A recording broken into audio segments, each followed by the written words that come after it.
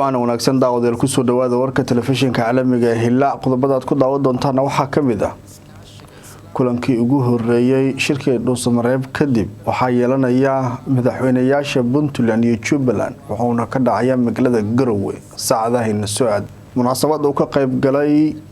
lagu taageerayo shirkii Dhuusamareeb kan dhacda Dhuusamareeb una ka qayb galay qorqor ayo waxa uu sheegay inuu aad ugu faraxsan yahay maamulkiisa shirkii Dhuusamareeb in ay ka mira dhaliyaan wuxuuna sheegay in loo baahan yahay deegaanada ka maqan Galmudug in gacanta lagu soo dhigo maamulka Puntland ayaa shaaciyay kiisas hor leh cudurka COVID-19 xilli baaq uu ka soo baxayo hay'adda caafimaadka adduunka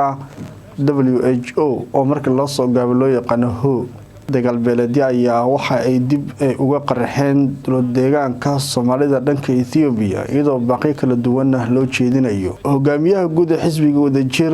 Cabdiraxmaan Cabdishakuur ayaa maanta ku wajahay magaalada Dhuusamareeb iyadoo diyaar garow halka laga dareemayo oo ah soo dhaweynta Cabdiraxmaan Cabdishakuur warkii idin kaga imaanayay Hillaac TV daawadeel wanaagta